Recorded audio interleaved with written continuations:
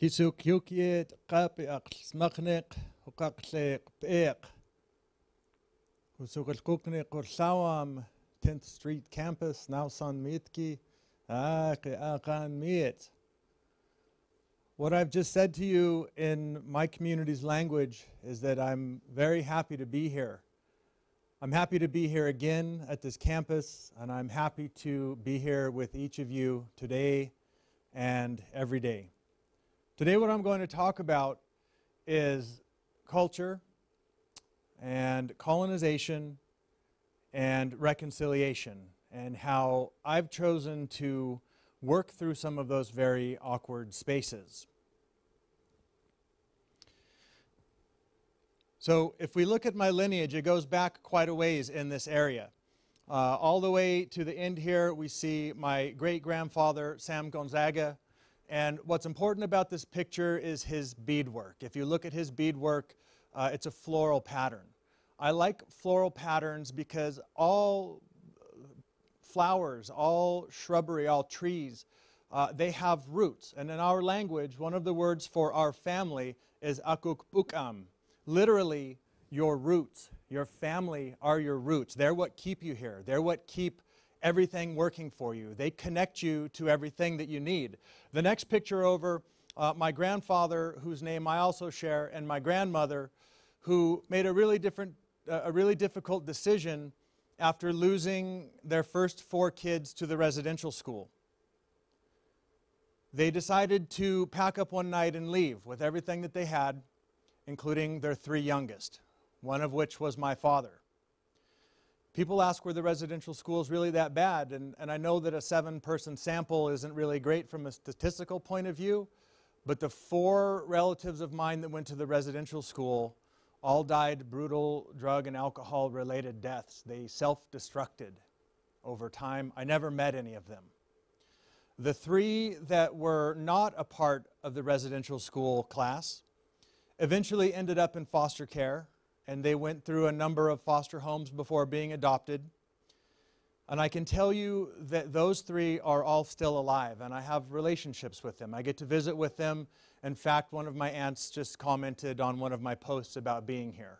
So that should give you some kind of an idea of what happens when your community goes through a very horrific, collectively traumatic process like the residential schools. My father, he's seen here with one of my brothers. He's a military veteran. He's a powwow dancer. He's a bit of a beginner speaker in our language. He moved back. He saw his place in this world being here as a part of our community. He moved back to be a part of the reconciliation and the resilience that we are involved with today. And then furthest over to the side is a picture of myself. I'm a war dancer. I'm a military vet. I'm a disabled vet. I am a professor. I'm a consultant. I'm an Indigenous man. I'm an activist. And I'm an academic. The floral pattern on my beadwork is in part the same pattern that is on Sam's beadwork. Those are my roots. That's what gives me everything that I need. Understanding where I came from and my place in this world. Culture for my community is this thing that we call kikis hakwasa. And I think it's important for you to hear my language. It's not a language that very many people get to hear. What that means is, it's the collection of all of those resources that we have that someone in the past thought were important enough and useful enough in solving problems that they should be passed forward to the next generation. Kikit hakwasa consists of these other things like the sounds that we make, literally. The sounds that I make, so that the thoughts that are up here can be shared with each and every one of you, with my community, with my family, and hopefully future generations to come. It also includes which is the collection of all of the protocols, all of the policies, all of the rules and the expectations that each and every one of us have so that we can work together. When you go to this person's house, you don't wear your shoes. When you go to this elder's house, you don't smoke in her house. Another woman, you go to her house, you don't swear in her house. You take all of those rules together, and they give you the blueprints for how to work together. Ishkishwinam is our word for the process of taking our young people that are unexperienced, that don't have the kinds of education or the common sense understanding to make decisions as adult problem solvers. And they go through this process of learning, picking up these tools in such a way that they become wise over time. You'll notice that the middle of that word, that ishui, that's part of the root word that has to do with our heart. Ka kishui is my heart, literally in our sign language. For us, learning is not about putting more things in our head. For us, learning is about putting things in our heart. All of our words that have to do with learning, trying, concentrating. If you hear the old ladies telling you that, they're telling you concentrate hard. Put that in your heart. Have it be a part of who you are. Or more generally, culture helps us to move all of this information from the explicit to the implicit. All of the rules that you needed to know, the things that you've learned, the things people have told you that you've experienced, the history that you've been a part of, the stories you've heard since the time you were young, so that you can be smart or be wise. I love this picture. I love this picture. This old woman has 2 grandchildren with her on the same horse, and I was told that at times she would have 3 or even more with her. Think about all of the information that she's told them through our culture over time that have helped them to be able to ride a horse together. Don't pull on the mane, don't grab the ear, don't kick it here, don't stand behind it and slap it or grab the tail or do these other kinds of things that dogs like to do. Do those things over time and you can continue to carry on like this. Culture is a way that we marry ourselves to the resources that we have over time. This picture is one of our Lower Kootenai men, and he's with his children, and he's teaching them about the sturgeon nose canoe. If you go to the Lower Kootenai Reserve and we're building one of these canoes, you know that all of the resources can be found a stone's throw from that building, because for 13,000 years, the community has looked at every resource available to them and found a way to use them in such a way that they're not depleting the resources over time, and they're creating these vessels that you can go out onto Kootenai Lake or on the Kootenai River, and they're very stable. Learning to use those plants, passing it down over time, refining what you're doing, becoming more efficient, having a less of a detrimental impact on the land. Those are the kinds of things we get. The collection of those things, our language, the way we learn, all of those problem-solving tools, they allow us to preserve our identity across space and time. This is an old picture of our community celebrating. One of our ceremonies where everyone would get into a circle, and there's a wonderful property about circles. If you're having a conversation with a group of people, if you're praying with them, if you're asking them for help and you stand in a circle, you can make eye contact with each and every person. You can watch their body language. You can understand if they're being truthful with you, if they're hurt, if they're upset, if they're strong, if they have resources to give you. And as you go around that circle, you do this thing, not talking at people, but you do this thing where you're working on problems together. One of the words we have in our language for discussion is ukineshwitik, and it literally means we have one heart, we're thinking together. We're trying to solve this problem together. The more we're involved with these kinds of processes, just like every other human problem-solving group on the planet, we can maintain our identity, we can pass on a sense of self, a sense of purpose, a sense of history, a sense of identity. We can understand who we are in relationship to the rest of the world around us. And if you don't have a way to do that, you are greatly disconnected from that collection of resources that are there for you. So, if those things comprise culture, what is colonization? This is what colonization looks like. At some point, the men in our community went away. They were replaced by the church chief, or the priest. Our decision-making processes, the way that we understood communication, authority, respect, who we were in this world as boys, as young men, as men, and elder men, in my case, it goes away. We're not celebrating here. The women are not letting their children run around and do the kinds of things that children do. The women are clutching their children. The women are placing themselves between their children and the priest, because the priest had the power to take your kids away, to give them to the Indian agent, to go to the residential school. This is a picture from another residential school in BC. This is not in our community, but I think it illustrates one really important aspect of missionary education. These children are praying in lines, in grids.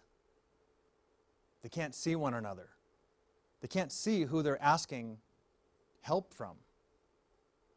They can't see each other. Maybe at most they can see the people immediately on their left or right. But this is what happens when you take a group of people that learn how to pray in a circle, to understand what is right and what is real and what is true, and you put them in a grid like a classroom. One of the terms that's been used to talk about the missionary education process, the residential schools, the Canadian Indian residential school system, is that it was a conversion of the heart. Remember what I said about the head and the heart. They're not trying to make these kids learn mathematics in a new way. They're not teaching them philosophy. They're not talking about Aristotle here. What they're doing is getting them to feel fundamentally differently in their heart. It's not enough to think or use a different language, or to talk a different way, or to dress a different way, to cut your hair and look a different way. They want you to feel a different way. Another way that this process has been described as depleting the collective immune systems of Indigenous communities. This is a picture from the Carlisle School. This was Pratt. He was a military officer. He's the one that coined the term, kill the Indian, save the child, kill the Indian, save the Christian. I have a daughter, and it's really difficult to get her to pose for a picture, especially if I'm taking the picture.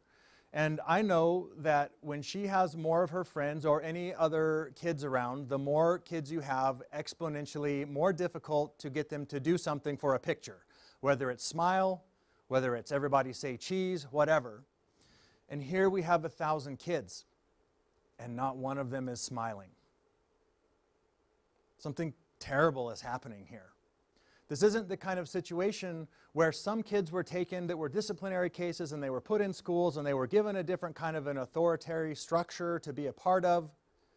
This is every child from your community whose parents went through this process, whose grandparents went through this process. You want to kill a people, you just steal the kids.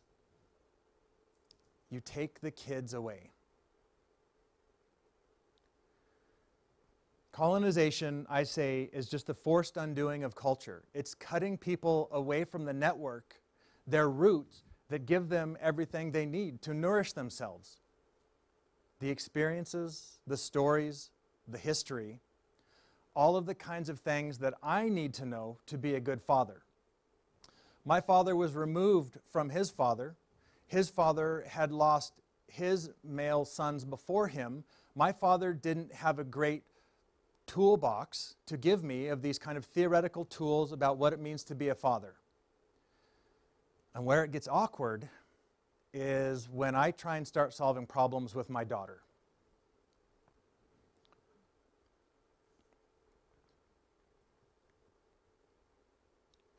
I'm a pretty smart guy, at least I've been told. I didn't just go to college. I went to graduate school, and I just kept going to graduate school. I was the first person in my family to earn a PhD. I have spent time all over the world presenting original research on complexity theory, on systems analysis, and information sharing in problem-solving networks. That's my scientific background. And I knew absolutely nothing when it came to being a father. One day, I'm driving around with Jocelyn, and she says something at this time. She's 8 or 9. She's in her little chair in the back seat of the van, and she's doing what kids do, and she says something, and I corrected her. And then she kind of looked at me through the rear view, and I realized I had corrected her incorrectly. She was right, and I was wrong, and I froze. I had no idea how to apologize to a child. There's this little girl that needs everything in the world from me. And she's looking at me with this blank stare. And I said, you know, Jocelyn, I'm really sorry. I don't even know what to say right now. And she does what kids do. She looked at me, and she smiled, and she said, you know what, Chris, it's going to be all right. Just don't do it again. She calls me Chris because Jocelyn is not my biological daughter. Jocelyn is my stepdaughter, but I don't ever want her to feel like she is anything other than 100% loved, completely supported, and my daughter. I don't get to take very many pictures of her because she likes to be the one that takes the pictures. We compete. You saw me taking pictures. We compete on Instagram. She's got many more followers than I do, but I like to show her that I got to talk to a lot more people than she does. I remember for a long time, I grew up around a lot of childhood trauma and violence and addiction. And I went through this process of having a mother and my mother's mother that helped me how to be a man, to give me a basic set of problem-solving tools as a man in a society where those aren't really great tools that you pick up watching television or going to the movies. And I would talk to my father, and my father would be really honest, and he would say, I don't really know what to tell you, but we can try and figure this out. It was really nice for me a couple of years ago. My dad moved to Spokane, and I got to spend a couple summers with him. And I got to see my daughter doing the kinds of things with my dad that I didn't get to do. We're boating one day, and I panicked because neither of them are on the boat. Sure enough, they're swimming around 50 meters off the boat. They're not wearing life vests. So I yell at them like they're both kids. Get over here and put your life vests on. They just kept going. I got to see this really beautiful thing that I didn't always get to experience. And even through the times that were really awkward, even through the times where I didn't know what to say, where I didn't know who to ask, where I had this busted up old set of tools that are hundreds of years old, that have been deconstructed and smashed up to pieces through the residential school process and the Indian child welfare mechanism, I found this child that I met when she was 8 that helped me to figure these things out as we move forward. She makes the world less awkward for me. I'm a really socially awkward person.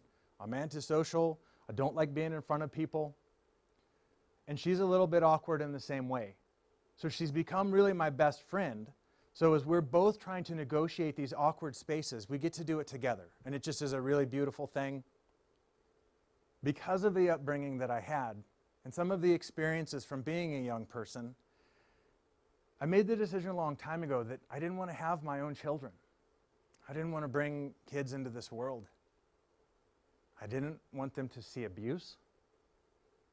I didn't want them to see hatred.